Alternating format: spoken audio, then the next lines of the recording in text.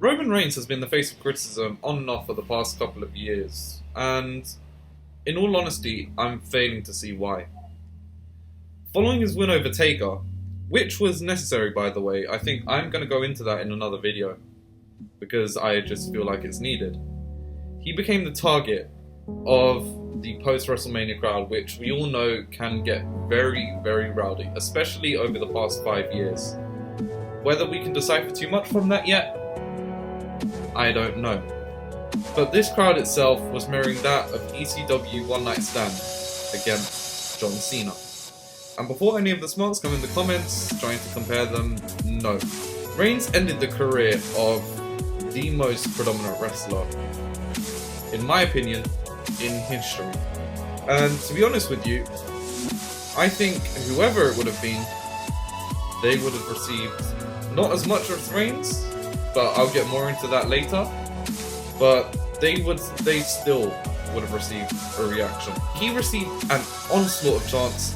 By the way, I have to give him credit for this. It was fucking brilliant. But he stood there for 15 minutes and treated that crowd as if they were puppets. It was glorious.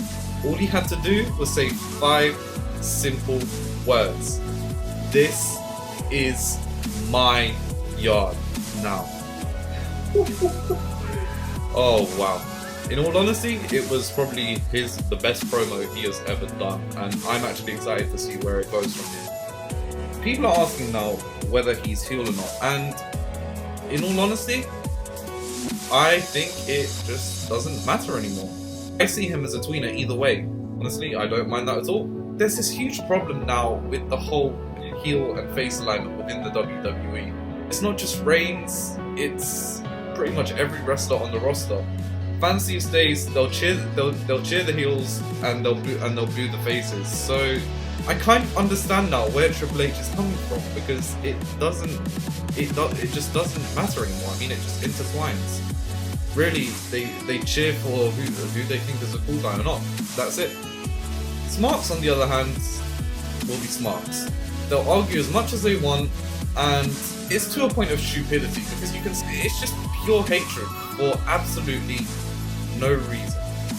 Bubba Ray said himself that is heat in its finest form. And now, are you smarks really going to tell me that you're going to try and argue with a WWE veteran? No, I don't think so. This past WrestleMania has really made me wonder why people hate on Reigns so much, because none of it actually makes any sense. And what I'm trying to do with this video is focus on the reasons why people hate him and debunk them. Now, let's look at the first example. People will say he's shoved down our throats. Well, if you're going to try and tell me that Reigns is shoved down our throats, I will tell you Rollins and Balor are shoved down our throats as well. Let's look at the Balor situation, for example. Balor won the title after 3 weeks of being on the main roster. Reigns was at least in the main picture for 2 years before he earned his first title shot. And look. Here's the thing, me personally, I don't want to hear about the indie background. I'm not that much into indie wrestling. For me, what matters when a superstar comes up from NXT and joins WWE is their story on the main roster of the WWE. I don't focus on the indie part. So in terms of that, Balor received a far bigger push than Reigns. He beat Reigns clean, for God's sake. So you're going to try and tell me that he's not being shoved down our throats? Here's another example. Seth Rollins, another one of the indie darlings. He's a good wrestler. Yeah, I agree with that. I do enjoy watching him in the ring. However, is he better than most of the roster? No. Maybe in NXT? Yes. But all of the roster? No, I don't think so. If anything, Rollins still has a lot of work to do. Like I said, I do enjoy watching him wrestle, but look at what's happened with him and some of the matches he's had over the past couple of years. Constant injuries. He pretty much ended Sting's career. He broke John Cena's nose, and he injured Finn Balor, and he's managed to injure himself. Now, this isn't me criticizing to the point too much. All I want to do with that is, I want to show you that all of these guys that have come up over the past few years still need improvement. Being criticised as a dangerous worker, which I'll agree with to some extent.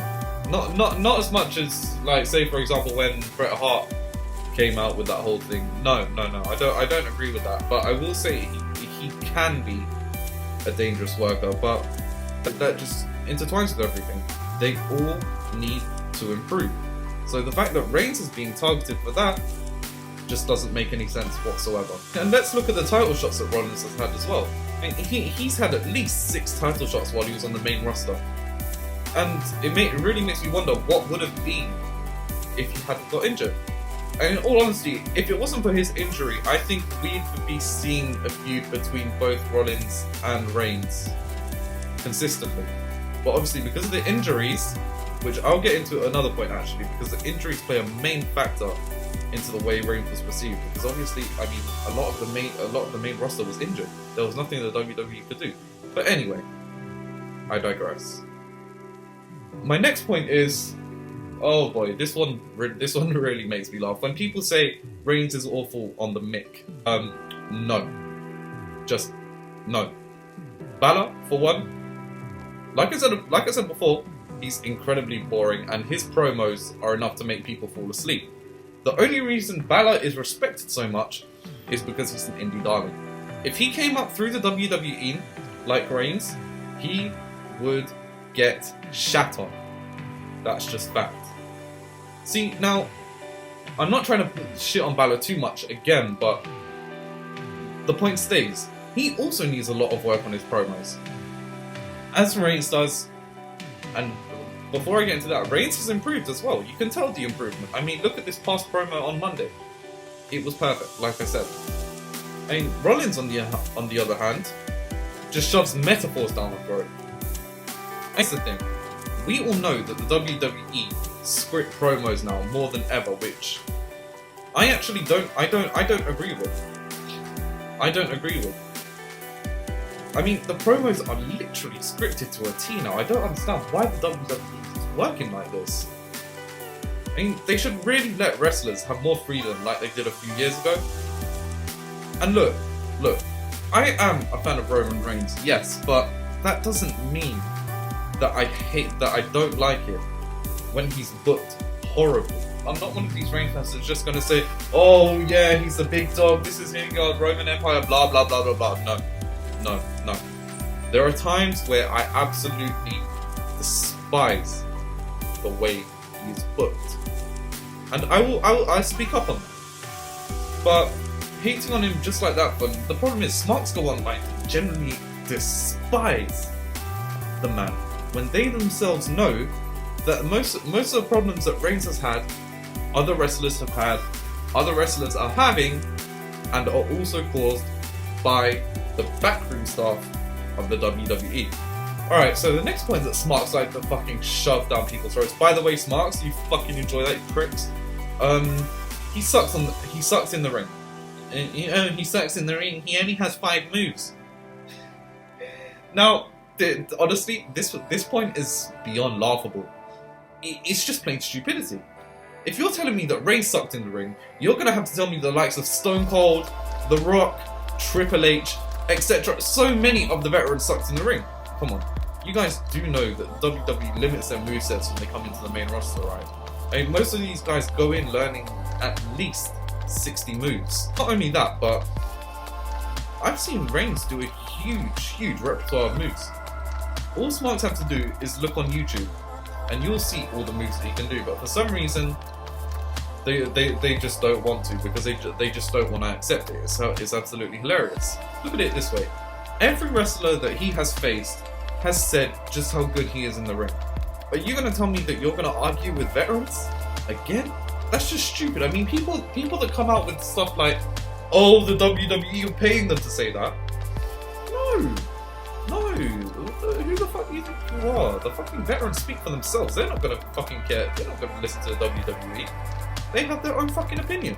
If you argue with veterans, you're a fucking moron. Look, all I'm saying is, look at the facts before you decide whether you hate the guy or not.